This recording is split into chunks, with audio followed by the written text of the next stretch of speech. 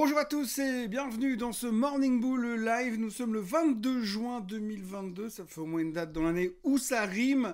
Et hier on a rebondi, on était super survendu et on a rebondi. C'est formidable, c'est extraordinaire, c'est magnifique. Enfin une journée de hausse après la pire semaine depuis mars 2020, depuis l'époque du Covid, l'époque du confinement, une époque complètement révolue. Ça n'existe plus, tout va bien dans le meilleur des mondes dorénavant. Et donc du coup, eh bien, on repart pour une nouvelle séance de hausse. On est reparti pour une nouvelle séance de hausse. C'est pas sûr que ça va durer parce que quand on regarde les futurs ce matin, c'est pas exclu qu'on rebaisse de nouveau aujourd'hui. Parce que c'est vrai, quand on écoute un petit peu la globalité de ce qu'on entend sur les marchés aujourd'hui, eh bien c'est la dépression totale et il y a un espèce de boucan dans tous les sens. Tout le monde a un avis, son avis et son contraire, tout le monde vient donner son opinion, et puis par rapport à tout ça, on met tout ensemble, ça fait une énorme boule d'un bordel innommable, et résultat, on ne sait plus quoi penser. Tout ce qu'on sait, c'est que il y aura une récession, normalement, mais c'est pas sûr. Il y a de l'inflation, normalement, mais c'est pas sûr. La Fed fait ce qu'il faut, normalement, mais c'est pas sûr. Enfin bref, on n'en sait rien et on nage au milieu de nulle part.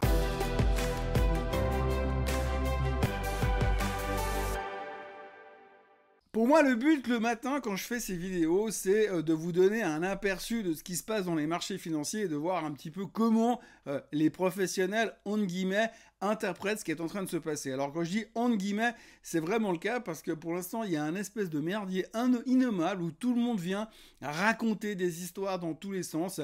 Il y a à peu près tout et son contraire qui vient se heurter et finalement, ça donne vraiment l'impression qu'on n'en a aucune idée.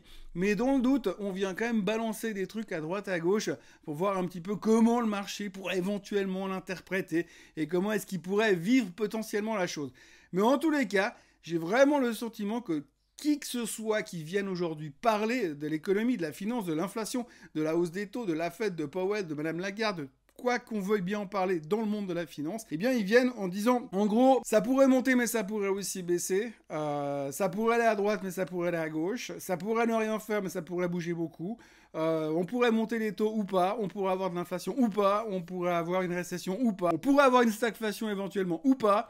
Il y a tout ce qu'on veut dans la nature. En gros, c'est je dis ce que je pense, mais quand même derrière, je mets du conditionnel et je me couvre au cas où j'aurais tort. Ce matin, j'ai pris en gros 4-5 médias internet qu'on peut trouver assez facilement, certains gratuits, certains payants, et j'ai extrait finalement les articles que je trouvais dedans pour voir si en mettant tous ces articles ensemble, on avait une photo de là où on se trouvait et on pouvait essayer de déterminer quelque chose de simple. Alors voici quelques points que j'ai retirés de ces articles, je vous les livre un par un et on en discute. Le premier point, c'est que la récession arrive, c'est une certitude. Par contre, en point 2, c'est une certitude, mais on ne sait pas trop si ce sera cette année ou en 2023 ou peut-être plus tard. En point 3, on exprime quand même le fait qu'il pourrait aussi se produire l'effet que la Fed pourrait faire ce qu'il faut et qu'il n'y ait pas du tout de récession, ni en 2022, ni en 2023, ni en 2024. En point 4, on a un problème, l'inflation. Ça, on est tous d'accord. Par contre, en point 5, on est quand même assez conscient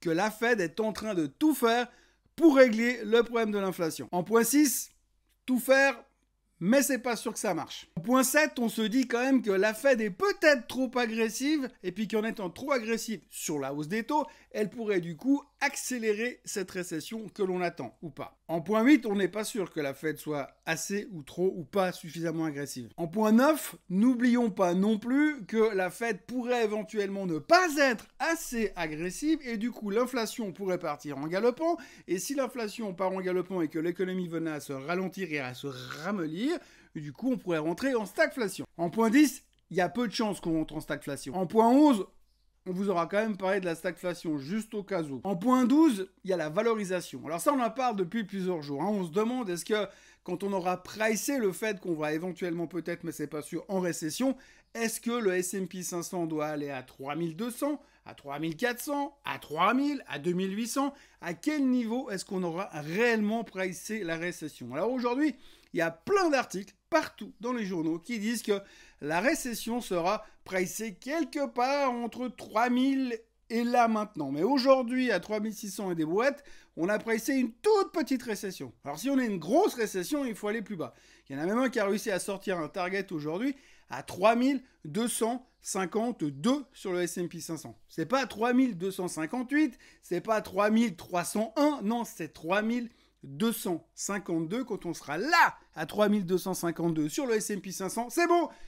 Le pire est pricé, là on peut commencer à racheter. Donc préparez déjà vos ordres d'achat. En point 14, il faut aussi être bien conscient que même si on a tous ces problèmes de récession, d'inflation, de stagflation éventuelle, de ce que va faire la Fed, il y a quand même un truc, c'est qu'il y a énormément de négativisme dans le marché, que les marchés sont clairement survendus, et qu'au cas où on n'anticipe pas assez cette éventuelle récession ou cette éventuelle catastrophe qui nous attend, ben on pourrait quand même rebondir. En point 15, rebondir, oui mais pas trop, hein, parce que si on rebondit trop, c'est qu'on n'a pas encore pressé la récession, pas suffisamment pressé, donc on va devoir rebaisser derrière. En point 16, au cas où on ne rebaisse pas derrière, on pourrait monter beaucoup plus haut, parce que peut-être qu'on a trop exagéré la crainte de l'inflation et que peut-être l'inflation sera maîtrisée et que finalement peut-être la Fed aura fait ce qu'il faut. Par contre, on est tous d'accord pour dire qu'à un moment donné, même si on rebondit beaucoup plus qu'on aurait dû rebondir ou pas, parce que ça dépendra de ce qu'on aura valorisé, on devrait rebaisser quand même derrière pour pricer juste à peu près tout ce qu'on sait aujourd'hui dans le marché. Ou tout ce qu'on sait pas. Après, en point 18, il peut aussi se passer un choc exogène qui va nous tomber dessus sur le coin de la figure. Alors, on sait qu'on approche d'Independence Day, on pourrait se faire envahir par les extraterrestres. On sait que la Californie pourrait disparaître dans les eaux de l'océan Pacifique à cause du Big One. On sait que M. Biden pourrait disparaître, être remplacé par Mme Kamala Harris.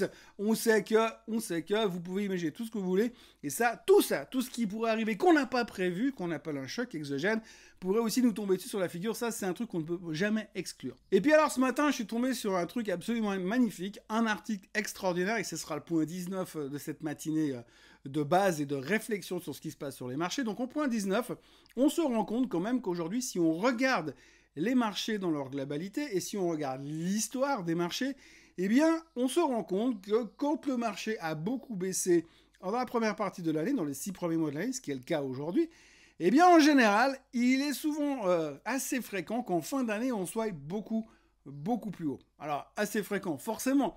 Plus on a baissé avant, plus on a statistiquement des chances que ça rebondisse derrière.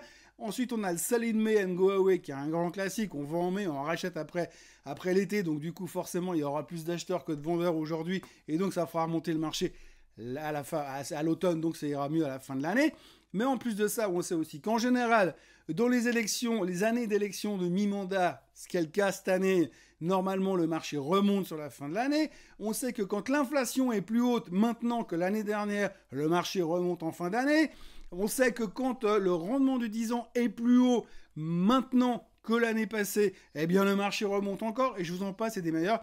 Il y a plein d'exemples comme ça. Et quand vous regardez le taux de probabilité, grosso modo, c'est entre 50 et 55% de chances que le fait que le marché va rebondir dans la deuxième partie de l'année.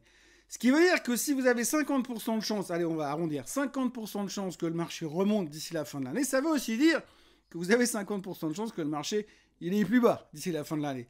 Donc ça, c'est vraiment de la haute finance internationale basée sur l'historique, des grands calculs très très profonds, puisqu'on sait que si vous faites pile ou face, vous avez à peu près le même résultat. Aujourd'hui, ce que je voulais exprimer, c'est qu'on entend mais vraiment tout et n'importe quoi, et tout ça sur un seul écran, tous les matins, avec 4 ou 5 sites internet de finance qui vous racontent plus ou moins la même purée dans tous les sens, et c'est du « je vous le dis, mais franchement, je suis pas sûr ». Donc c'est vraiment, aujourd'hui, faites-vous plaisir, venez raconter n'importe quoi à la télé ou sur les médias financiers, on vous écoutera, on vous publiera, et puis à la fin, vous aurez peut-être raison.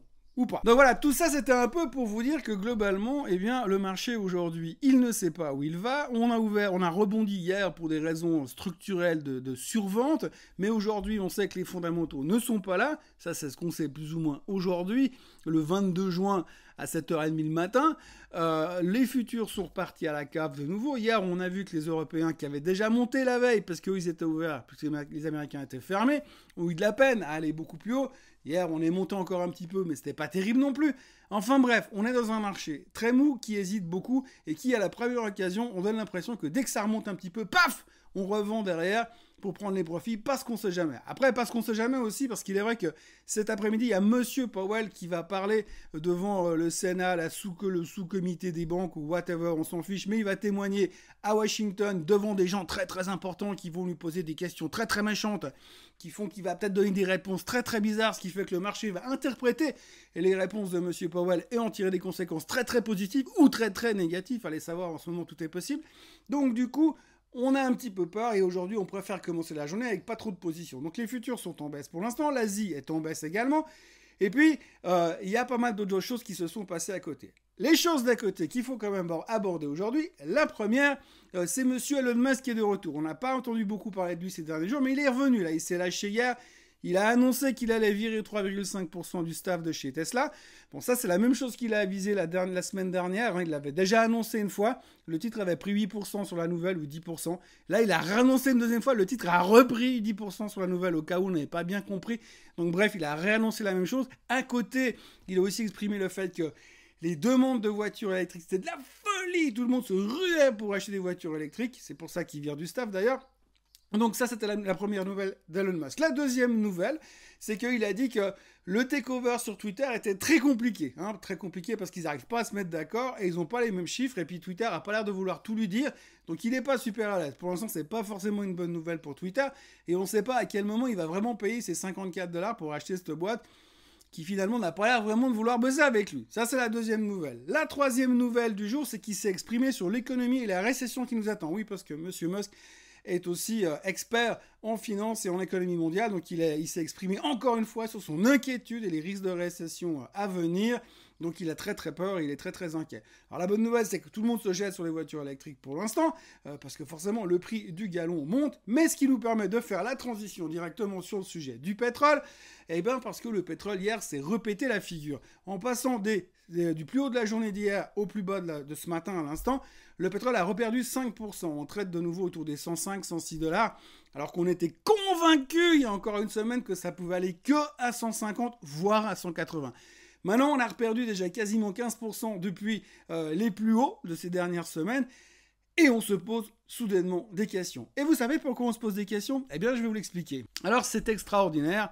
Parce que hier soir, Monsieur Biden, ça fait 3 jours qu'il se tâte sur le sujet, Monsieur Biden a donc annoncé qu'il allait éventuellement, peut-être, c'est pas encore confirmé, supprimer les taxes fédérales sur le carburant afin de soulager ses amis américains, ses concitoyens américains pour que ça leur coûte pas trop cher les vacances d'été. En gros, c'est quoi ? C'est que vous avez une taxe fédérale sur le gallon. Donc le gallon, c'est un peu plus de 4 litres et des brouettes, je sais plus quoi exactement, mais c'est beaucoup plus que chez nous.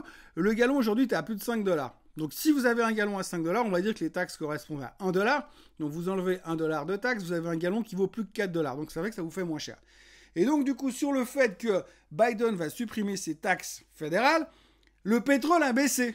Mais pourtant, en réfléchissant assez logiquement, je me dis qu'il y a quand même un truc qui joue pas. Parce que c'est pas parce que tout d'un coup le prix du pétrole baisse parce qu'on vous a supprimé les taxes que vous allez en consommer beaucoup plus. Vous pouvez pas remplir le coffre de la voiture et puis la boîte à gants avec de l'essence pour sauver l'essence pour plus tard. Ça ne marche pas comme ça. Vous n'allez pas consommer plus de pétrole parce qu'il est moins cher. Ou à la limite, peut-être, oui. Vous allez peut-être en dire, je vais rouler beaucoup plus parce que comme c'est moins cher, ça me coûte moins cher de rouler. Pourquoi pas ? Donc du coup, vous allez quand même consommer finalement plus de pétrole. Donc pourquoi le pétrole il baisse si finalement ça ne change rien à la demande réelle ? Parce qu'aujourd'hui, si moi je vais faire le plein et que ça me coûte 100 balles, mais que demain ça me coûte que 90 francs, je vais continuer à faire le plein, mais je vais consommer la même quantité d'essence. Je ne vais pas en demander moins parce que je paye moins cher. Ça paraît complètement ridicule. Néanmoins, sur l'annonce de ce que M. Biden est en train de faire, le marché a complètement flippé et ils ont vendu le pétrole.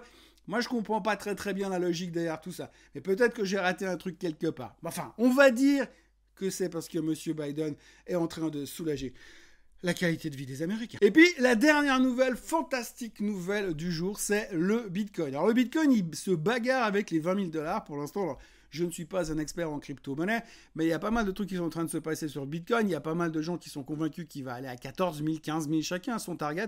Si on regarde le graphique classique qu'on se tape depuis des mois sur le Bitcoin, on voit très bien qu'il y a un head and shoulder, que si le head and shoulder il a cassé la ligne de support de coup qu'on a au milieu, en dessous de cette espèce de truc vert, eh bien vous avez cette descente qui doit être répliquée vers la baisse.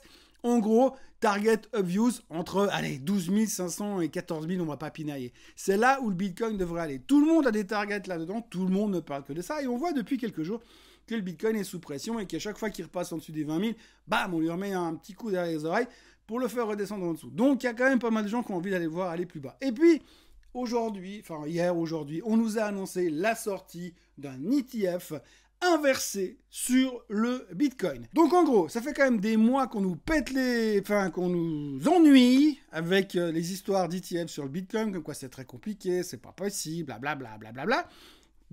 ETF tout simple à la hausse, juste pour répliquer le mouvement du Bitcoin.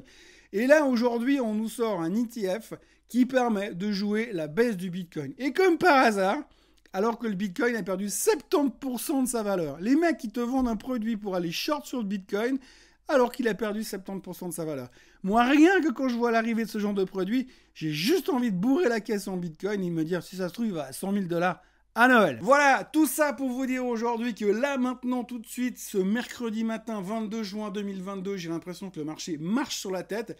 Il n'a plus aucune idée de où est-ce qu'il peut aller, en haut, en bas, on ne sait pas. Encore une fois, je vous dirais que la bonne nouvelle, c'est qu'on ne peut pas aller à droite ou à gauche, parce que sinon, j'imagine qu'on se tâterait encore, on se poserait des questions, si on ne peut pas aller là ou là. Donc franchement, pour l'instant, c'est un espèce d'immense, excusez-moi du thème, merdier pour l'instant. On ne sait pas du tout ce qu'on veut faire. On sait qu'à un moment donné, on doit pricer une récession. Mais la grande question, c'est, cette récession existe-t-elle vraiment ? Bref, donc du coup, on se pose des questions, on ne sait plus, et on a des réactions qui sont très épidermiques sur les marchés, et ça se ressent sur à peu près toutes les assets classes, sauf l'or, qui fout rien. Toujours. Voilà, merci d'avoir été avec moi ce matin. N'oubliez pas de vous abonner à la chaîne Suisse Côte Suisse, et puis de liker cette vidéo, et puis d'en parler autour de vous, et puis de revoir la même vidéo une dizaine de fois. Comme ça fera augmenter le nombre de vues. D'ailleurs, je tiens à préciser que pour la première fois depuis que je fais ces vidéos, on a eu droit à une vidéo à plus de 10 000 vues. C'était sur l'histoire du crash l'autre jour, comme quoi les crashs, c'est toujours super vendeur. Et puis, moi, je vous retrouve comme d'habitude, demain matin, à la même heure et au même endroit, pour reparler de nos tergiversations et de nos hésitations habituelles dans le monde merveilleux de la finance. Passez une très bonne journée et à demain. Bye bye.